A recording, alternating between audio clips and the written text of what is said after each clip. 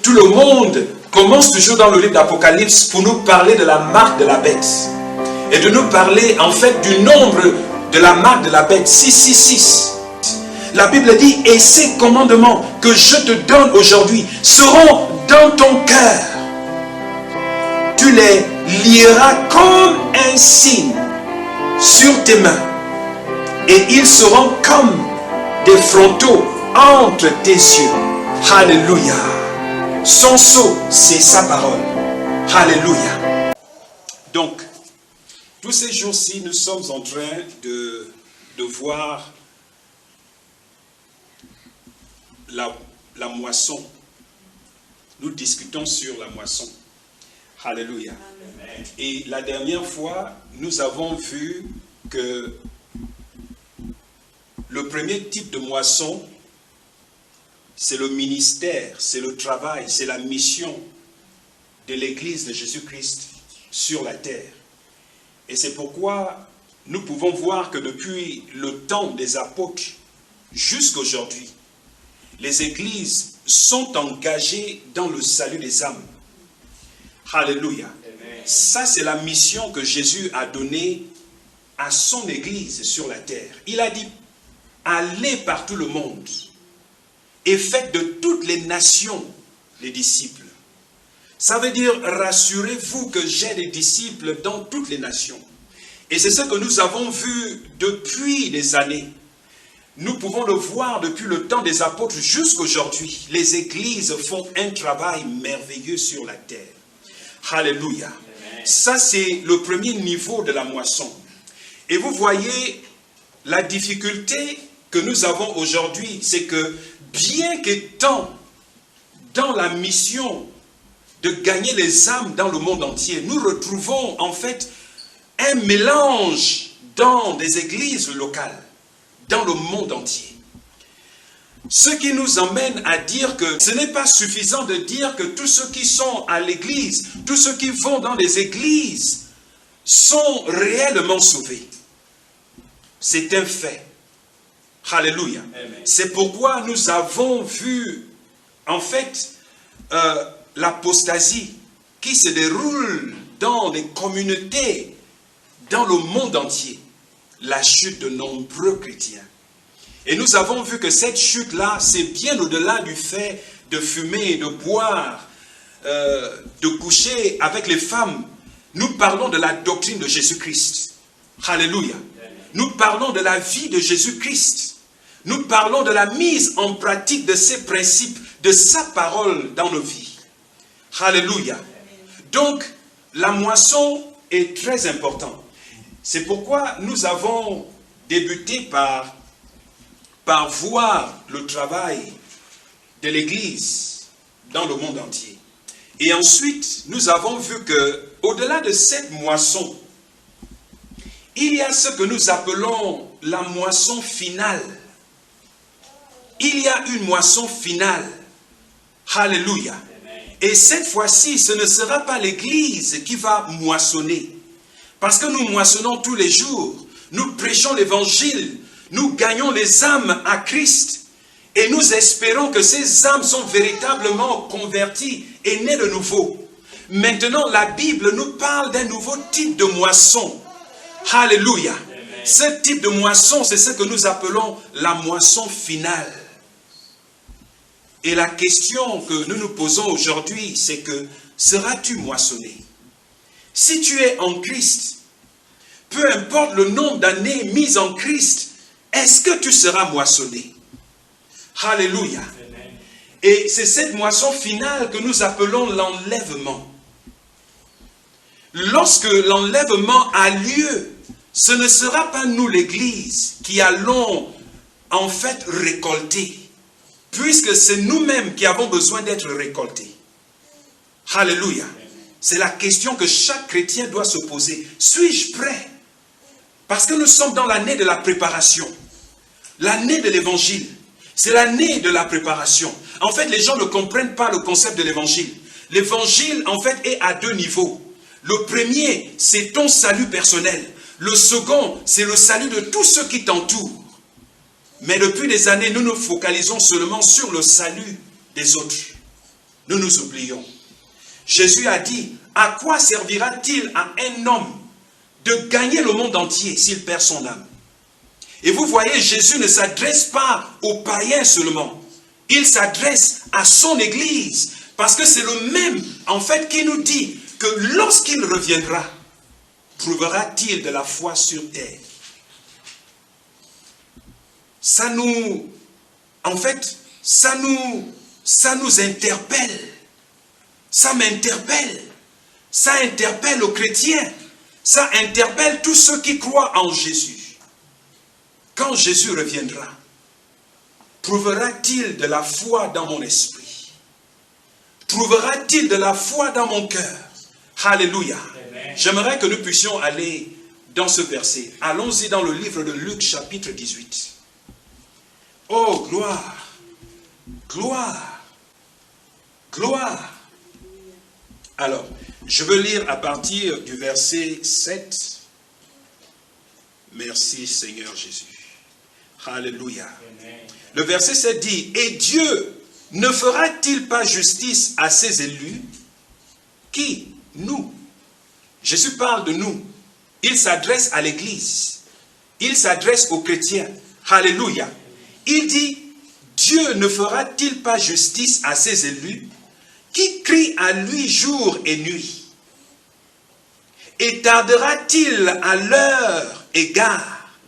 Je vous le dis, il leur fera très rapidement justice. Mais, vous voyez, mais, ce mot est très important. Jésus dit mais. Quand le Fils de l'homme viendra, trouvera-t-il la foi sur la terre? Oh, alléluia. Amen. Je vous invite à suivre le message sur la moisson. Alléluia. Amen. La moisson. La semaine dernière, je suis sûr que avant la fin de la semaine, ce message sera en ligne. Une question est posée ici.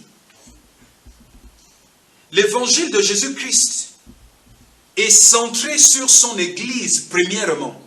C'est pourquoi vous voyez que dans le livre de Jean, Jésus prie pour son Église. Il n'a pas prié pour le monde. Jésus n'a pas intercédé pour le monde. Lorsqu'il est sur le point de partir, la Bible nous montre qu'il prie pour ses disciples. Ça veut dire pour son Église, pour toi et moi. Alléluia. Et ensuite, dans cette prière, il dit, il y en a qui ne sont pas encore là, mais ils arrivent. Où sont-ils? Ils sont dans le monde. Mais le centre d'intérêt ici, c'est qu'il prie pour son Église. Non seulement ceux qui sont déjà dans le temple, mais également ceux qui arrivent. Parce que Jésus connaît déjà ceux qui vont le recevoir et ceux qui ne vont pas le recevoir. Mais à cause de l'amour de Dieu, il a dit que nous devons prêcher l'évangile jusqu'à ce qu'il vienne, afin que personne ne dise « Je n'ai jamais entendu parler de Jésus-Christ ». Alléluia. Amen. Donc son jugement sera vrai.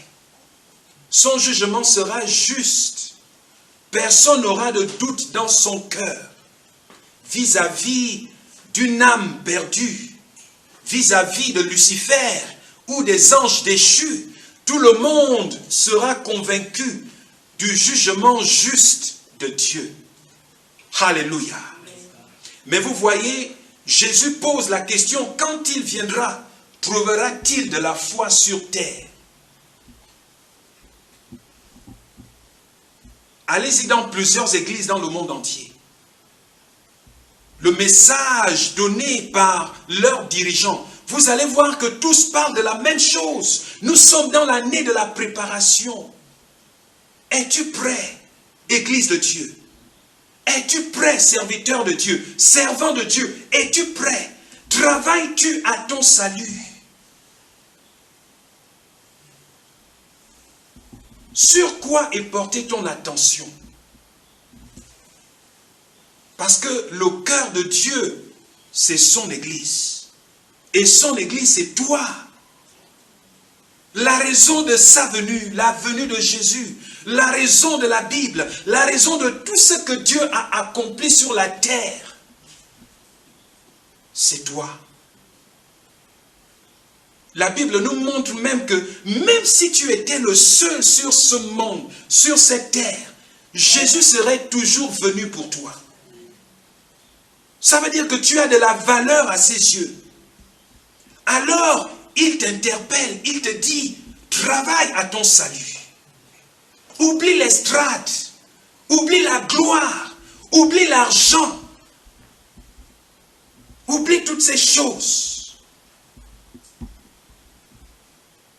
Oublie les signes de richesse selon ce monde. Mais focalise-toi sur ta vie. Parce que Jésus dit qu'il y aura une nouvelle terre et un nouveau ciel. Qu'est-ce qui te motive? Quelle est ta motivation? Qu'est-ce qui te motive? Ce qui devra te motiver, c'est la promesse de Jésus. Il a donné cette promesse à travers Jean, dans le livre d'Apocalypse, le chapitre 21. Il a dit, Jean a dit, et je vis un nouveau ciel et un nouveau monde. Oh, alléluia. Amen. Voici ce à quoi consiste la foi. Pas la foi pour avoir de l'argent. Pas la foi pour se marier. Pas la foi pour accroître les biens matériels. Pas la foi pour avoir de l'intelligence intellectuelle. Non. La foi pour être enlevé afin de jouir des bienfaits, de la joie du Saint-Esprit dans le nouveau monde. Voici ce pourquoi Jésus est venu. Il n'est pas venu afin que tu passes tout ton temps à chasser les démons. Parce que en chassant les démons, Jésus viendra et tu vas rater. Travaille à ton salut. Travaille à ton salut. Alléluia. Oh, gloire, gloire, gloire. Je travaille à mon salut. Alléluia. Au-delà de ce que je fais, chaque jour, à travers MyZoé, à travers, en fait, toutes les plateformes dans lesquelles nous partageons la parole de Dieu. Mon premier but, c'est moi-même. Et ensuite, ceux qui m'écoutent. Voici ce que vous devez avoir comme objectif dans votre vie. Vous-même d'abord, ensuite votre famille. Alléluia. Et vous voyez, j'aimerais vous choquer ce matin. La Bible nous parle de Noé. Je vous dis que même si sa femme et ses enfants ne l'ont pas écouté, Noé serait entré dans l'arche seul avec tous les animaux. Ceci, c'est pour vous montrer le sérieux du plan de Dieu, le sérieux de la justice de Dieu. Dieu est prêt à sauver une seule personne. Parce que s'il a pu prendre Ève à partir de la côte d'Adam, c'est qu'il peut faire la même chose. Il peut faire la même chose. Donc vous-même d'abord, ensuite ceux qui vous écoutent. C'est pourquoi en fait, quand vous suivez le langage de Jésus, Jésus n'était pas dur. Jésus a dit, je suis venu apporter l'épée. L'épée. Et il explique en disant qu'il y aura séparation entre le père et son fils, la mère et sa fille, le mari de sa femme. Il est venu pour apporter l'épée. Ça veut dire la division, une division sainte. Alléluia. Ça veut dire que le salut de ton âme est primordial. Alléluia. Oh, gloire. Maintenant, je ne suis pas en train de dire que vous ne devez plus intercéder pour vos parents, intercéder pour vos amis. Je suis en train de vous montrer que nous sommes dans une course où tout le monde doit courir. Vous devez faire, comme l'apôtre Paul a dit, lutter jusqu'à la dernière goutte du sang, vous rassurant que ceux que vous aimez, tous ceux qui vous entourent, puissent vous suivre. Mais vous ne pouvez pas courir à leur place. C'est pourquoi tous ceux qui ont chuté à cause des uns des autres, revenez au Seigneur. Parce que Dieu vous aime. Dieu a un plan pour vous. Il n'a pas cessé de vous aimer. Il vous appelle toujours, il dit venez, venez à moi, vous qui êtes chargés et fatigués, je vous donnerai du repos. Revenez au Seigneur. Oubliez ceux qui vous ont fait du tort, ceux qui vous ont fait du mal. Ils ne sont pas Dieu, ils ne sont pas Jésus, ils ne sont pas en fait morts pour vous à la croix. Celui qui est mort pour vous est amour et il vous attend.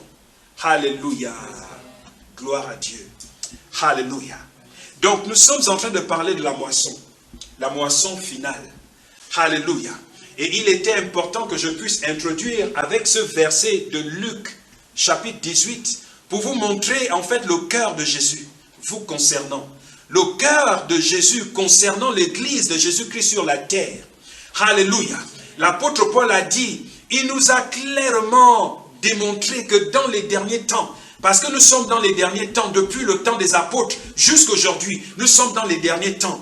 L'apôtre Paul nous montre que dans les derniers temps, beaucoup abandonneront la foi pour s'attacher à des doctrines de démons, parlant de la chute, parlant de l'apostasie.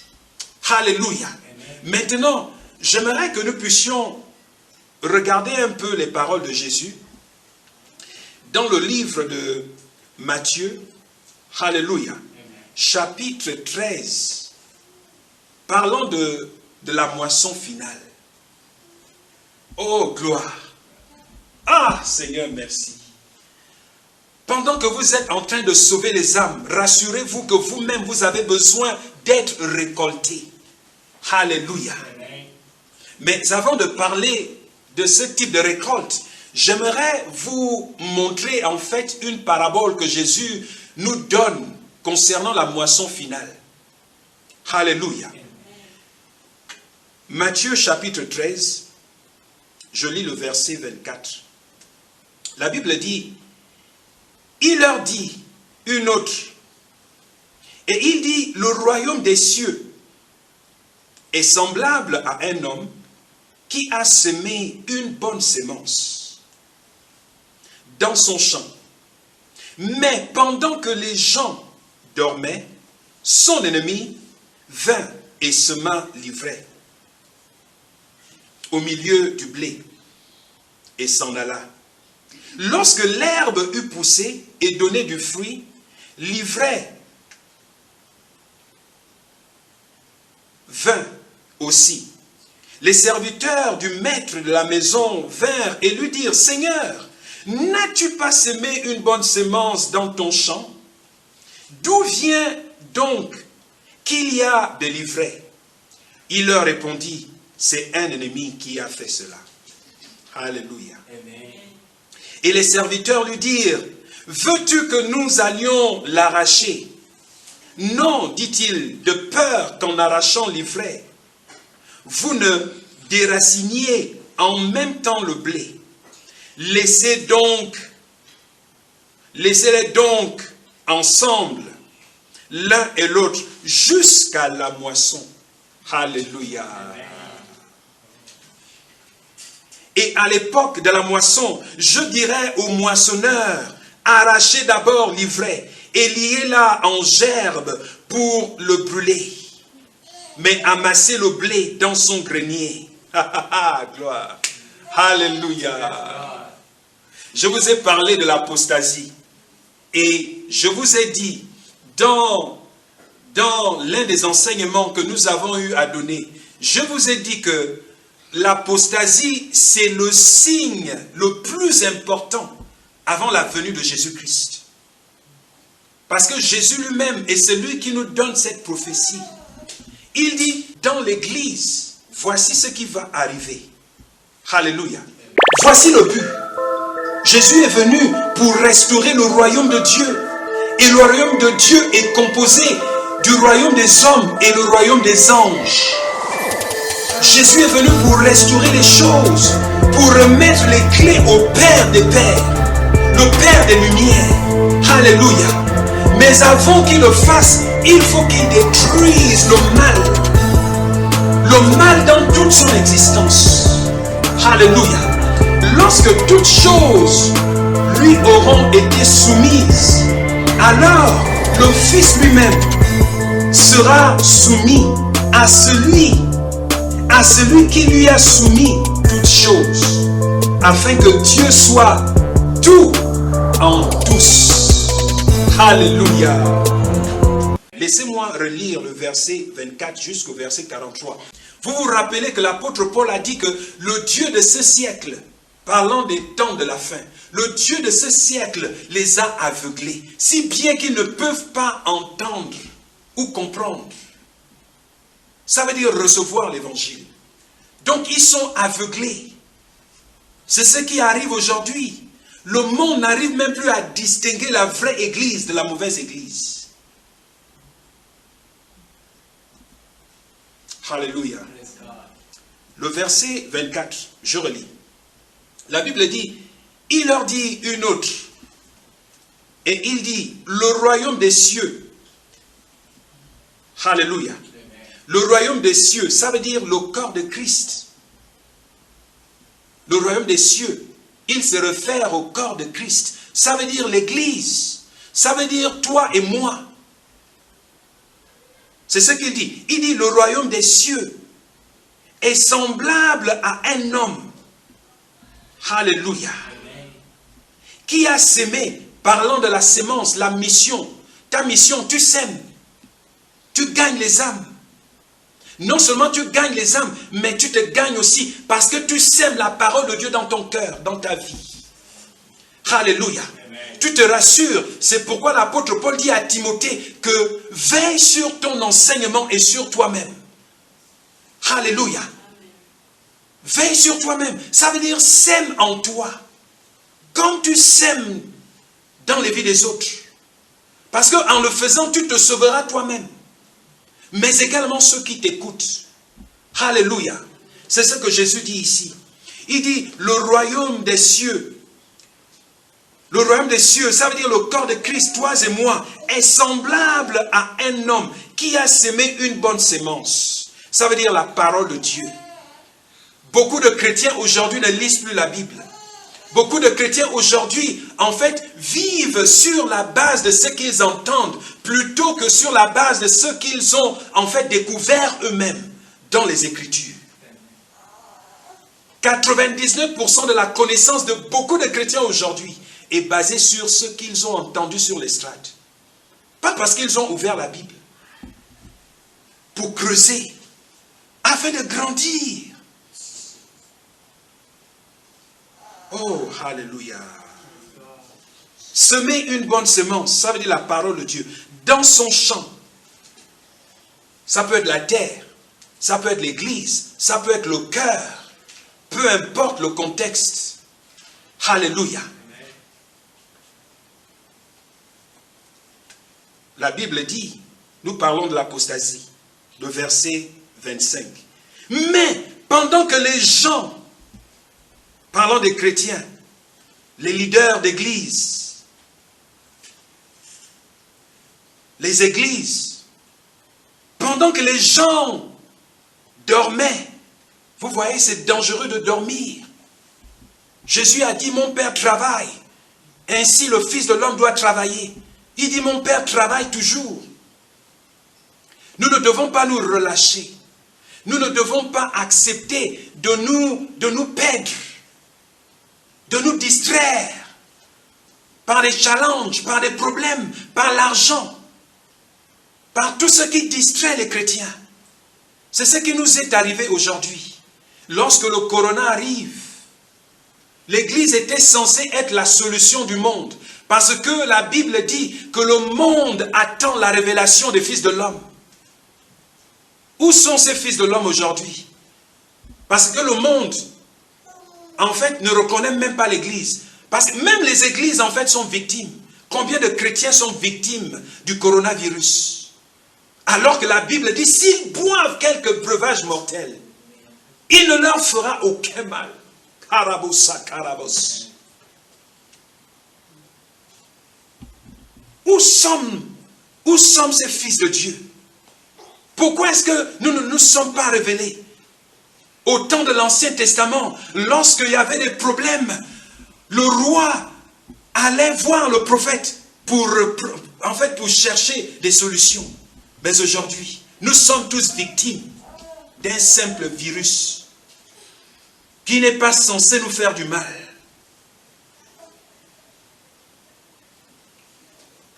La Bible dit, mais pendant que les gens dormaient, vous voyez, l'ennemi vient toujours lorsqu'on dort. Il vient toujours lorsque nous sommes distraits. Dans les derniers temps, beaucoup abandonneront la foi. Quelle foi? La foi en Jésus-Christ. La foi dans la parole de Dieu. Bien que nous prêchons, nous ne vivons pas cette foi. Jésus a dit, beaucoup me diront, Seigneur, Seigneur, n'avons-nous pas prêché en ton nom? N'avons-nous pas fait des miracles en ton nom? Vous voyez, nous pouvons prêcher, nous pouvons faire des miracles, nous pouvons faire tous ces prodiges, nous pouvons avoir ces signes et ces prodiges, nous pouvons prophétiser. Mais Jésus dit, je leur dirai, éloignez-vous de moi, vous qui commettez l'iniquité. Car je ne vous ai jamais connu. En d'autres termes, je n'ai jamais eu part dans votre adoration. Je n'ai jamais eu part dans votre communion. Je n'ai jamais été dans vos vies. Je n'ai jamais été dans vos assemblées. Je n'ai jamais été dans vos services. Nous sommes distraits aujourd'hui.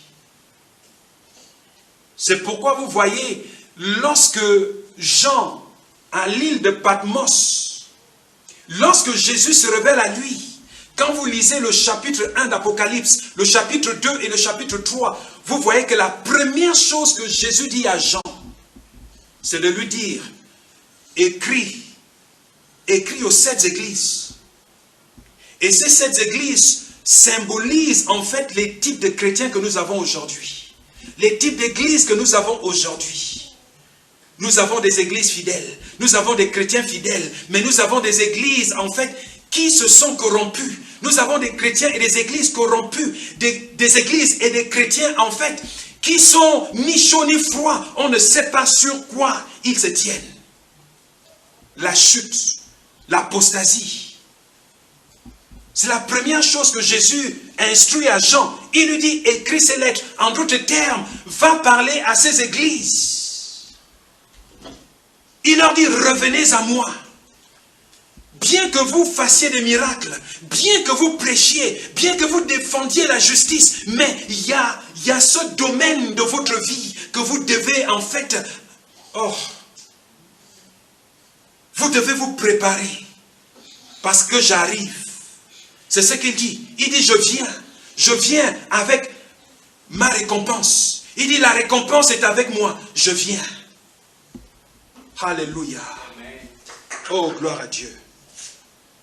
Il dit, mais pendant que les gens dormaient, son ennemi, ça veut dire Satan, les anges déchus, Satan vint et sema l'ivraie. C'est pourquoi vous voyez, dans des églises, nous avons plusieurs agents. Ils sont dans des comités, dans des départements. Plusieurs sont des pasteurs, plusieurs sont des leaders, plusieurs sont des simples membres. Ils s'infiltrent dans les églises. La mauvaise sémence. Ils s'infiltrent dans des nations. Ils se rassurent qu'ils sont dans les médias. Afin d'étouffer, en fait, d'étouffer le monde. Afin d'aveugler le monde pour ne pas voir les miracles, les signes et les prodiges, la gloire de Dieu dans cette nation. Ils s'infiltrent dans des gouvernements. Parfois, ce sont des présidents. Parfois, ce sont des ministres. Parfois, ce sont en fait des gens qui occupent des postes stratégiques pour aveugler. C'est comme ça que le monde est constitué aujourd'hui. Alléluia. Amen. Gloire. Laissez-moi finir ceci. Oh, gloire, gloire, gloire. Le verset 25. Mais pendant que les gens dormaient, son ennemi vint, ça veut dire Satan, sema de l'ivraie, la mauvaise herbe, parmi le blé. Le blé, c'est la bonne herbe, la bonne sémence. Alléluia. Beaucoup de chrétiens sont étouffés dans des églises. Voici la mission de ces agents de Satan dans des églises. Ils viennent pour étouffer ceux qui, en fait, ont faim et soif de la justice de Dieu. Ils viennent pour frustrer le pasteur afin qu'ils ne puissent pas faire avancer l'œuvre de Dieu. C'est pourquoi plusieurs d'entre eux, bien que jeûnant, bien que priant, ils ne réalisent pas qu'ils ont avec eux certains agents de Satan pour frustrer l'œuvre que Dieu leur a donnée. C'est pourquoi vous voyez plusieurs innocents, plusieurs enfants de Dieu dans des églises sont obligés de sortir des églises à cause de certains qui les frustrent. Beaucoup, bien qu'ayant l'appel, bien qu'ayant le don, ils n'arrivent pas à s'épanouir à cause du système qui est déjà en place.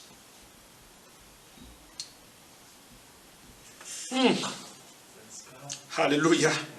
Le verset 26, la Bible dit, lorsque l'herbe eut poussé et donné du fruit, l'ivraie représente la mauvaise herbe. Rappelez-vous Luc chapitre 8, le verset 11. La Bible dit, l'ivraie parut aussi. Les serviteurs du maître de la maison, ça veut dire les leaders d'église, des pasteurs, des chrétiens. Combien d'entre nous sommes fatigués de voir ces agents du diable, de voir ces œuvres qui se fassent, qui se déroulent dans des églises et dans des nations. Nous voulons intervenir. À des moments même, nous voulons aller à la télévision pour démontrer ceux qui sont de Dieu et ceux qui ne sont pas de Dieu. Mais vous voyez, la volonté de Jésus, c'est ce que nous allons lire. La Bible dit, les serviteurs du maître de la maison vinrent lui dire, Seigneur, n'as-tu pas semé une bonne semence dans ton champ? D'où vient donc-il qu'il y a de l'ivraie? Il leur répondit, c'est un ennemi qui a fait cela. Alléluia. Et les serviteurs lui dirent, veux-tu que nous allions l'arracher? Gloire à Dieu. Alléluia. Vous voyez, nous sommes conscients. Nous sommes conscients. Le monde, plusieurs dans le monde, ils nous jugent. Ils nous jugent. Beaucoup nous jugent déjà. Plusieurs, choisissent de ne pas nous écouter à cause de nos défauts. Peut-être que nous avons chuté avant. Nous avons connu des difficultés. Et voici, certains sont heureux. C'est leur plaisir de parler du mal de nous. C'est un plaisir, de nous exposer. Exposer. Gloire. Ils pensent nous exposer. Mais vous voyez, la Bible ici, Jésus dit non, dit-il. C'est pourquoi, à des moments, tu as envie d'aller, sur Facebook ou bien sur WhatsApp, pour essayer de démentir. Non, Jésus dit non. Il dit, de peur qu'en arrachant l'ivraie, de peur qu'en les exposant, de peur qu'en les enlevant, vous déraciniez de même, en même temps, le blé. Alléluia. Parce que ce n'est pas toutes les bonnes âmes du Seigneur qui sont enracinées dans la foi. Alléluia. Donc nous devons laisser ce travail à Dieu. Nous devons laisser ce travail à Dieu. Alléluia. Mais vous voyez, au-delà de cette apostasie, au-delà de l'œuvre de Satan dans le monde, dans des églises, Dieu travaille. Alléluia. Dieu est merveilleux. Dieu est merveilleux. Alléluia. Ensuite, le verset 30, il dit, laissez croître ensemble l'un et l'autre jusqu'à la moisson. Ça veut dire l'enlèvement. Gloire à Dieu. Alléluia. Il dit jusqu'à la moisson. Ça, c'est la moisson finale. Vous voyez, voici le but de l'église. Voici la première étape. La première mission de l'église, c'est de préparer les chrétiens à être enlevés. Une église qui n'a pas ce but, cet objectif, est une église qui ne comprend pas la venue de Jésus-Christ. Jésus est mort à la croix afin que tous soient prêts pour la moisson finale. Alléluia. Parce que Jésus a un plan pour cette église. Après l'enlèvement, l'église continue sa mission. Tu vas continuer ta mission. La Bible dit que nous allons juger le monde et nous allons juger les anges. Vous pensez qu'il parle de qui? Il parle de l'église. Nous ferons partie de ce jugement. Nous allons juger ce monde et nous allons juger les anges. Certains pensent qu'après l'enlèvement, nous allons voler dans le ciel. Ça n'a pas de sens d'être enlevé pour pour s'envoler comme les oiseaux dans tout l'univers. Non. La Bible nous montre clairement que nous serons enlevés. Nous irons au ciel pour juger les anges. Et ensuite, nous allons revenir sur cette terre avant sa destruction. Alléluia. Pour juger les hommes. Et ensuite, le chapitre 21 d'Apocalypse, Dieu fera une nouvelle terre et un nouveau monde. Alléluia. Un nouveau monde. Voici l'objectif. Voici l'objectif. Mais ici, la Bible parle de la moisson finale. Oh, gloire à Dieu. Alléluia. Le verset 30. Laissez croître ensemble l'un et l'autre jusqu'à la moisson. Et à l'époque de la moisson, vous voyez, l'époque de la moisson, j'aimerais que vous puissiez souligner cette partie. Je vais vous montrer ce que la Bible dit de l'époque de la moisson. Il dit, et à l'époque de la moisson, je dirais aux moissonneurs, ça veut dire les anges. Alléluia. Amen. Les anges, arrachez d'abord l'ivraie et liez-la en gerbe pour la brûler. Oh, gloire. Vous voyez ça commencer, c'est l'apostasie. Donc, c'est la disqualification de plusieurs, en fait, qui se présentent comme des agneaux alors qu'ils ne font pas partie de l'Église. L'apôtre Paul a dit, si ils étaient parmi nous, ils seraient restés. Mais puisqu'ils ne font pas partie de l'Église, voici pourquoi ils partent. Ça veut dire qu'ils ne font pas partie de l'Église. C'est la mauvaise herbe, la mauvaise sémence. Alléluia. Il dit, liez-la en gerbe pour la brûler. Mais amassez le blé. Alléluia. Je suis le blé. Gloire. Mais amassez le blé dans mon grenier. Ça veut dire l'enlèvement des saints en Christ. Alléluia. Donc, l'époque de la moisson. L'époque de la moisson et l'enlèvement. Je vais vous montrer en fait ce que Jésus dit de cet enlèvement, de cette moisson finale. Allons-y dans le livre d'Apocalypse. Alléluia. Oh, gloire à Dieu. Livre d'Apocalypse, j'aimerais que nous puissions aller au chapitre 14. Oh, gloire. Je suis tellement dans la joie. Alléluia. L'onction de Dieu en fait agit en moi lorsque je lis cette partie de la Bible. Apocalypse chapitre 14, je lis le verset 6. Alléluia. Laissez-moi plutôt commencer à partir du verset 14. La Bible dit, je regardais, il s'agit de qui? Jean, dans la vision. Il dit, je regardais et voici, il y avait une nuée blanche. Et sur la nuée était assis quelqu'un qui ressemblait à un fils d'homme, ayant sur sa main une couronne d'or, et dans sa main une faucille tranchante. Alléluia. Vous connaissez ce que c'est la faucille? Alléluia. La Bible dit au verset 15, et l'un et un autre ange sortit du temple, et criant d'une voix forte, et celui qui était assis sur la nuée, il dit, lance ta faucille. Alléluia. Lance ta faucille et moissonne.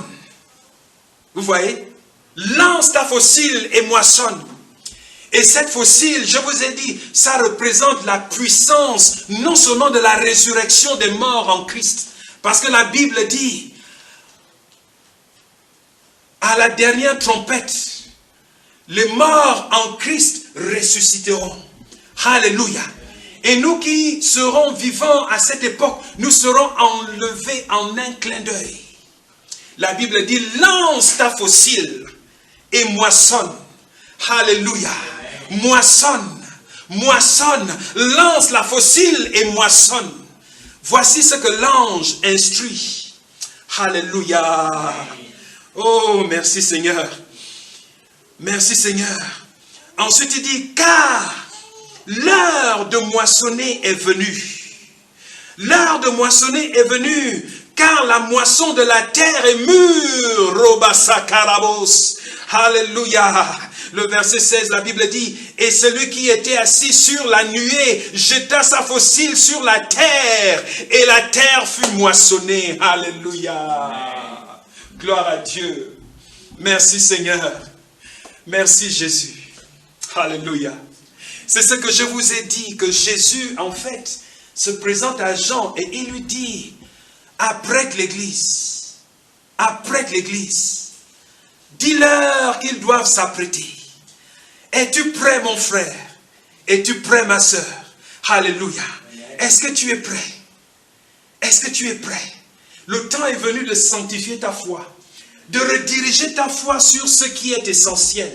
Alléluia. Parce que la moisson finale arrive. Elle arrive. Et vous savez, la question est de savoir, seras-tu moissonné? Seras-tu récolté? Lorsque la fossile est jetée sur la terre, il faut que cette fossile te prenne. Que tu sois mort en Christ, que tu sois vivant en Christ, il faut que tu sois récolté. Alléluia.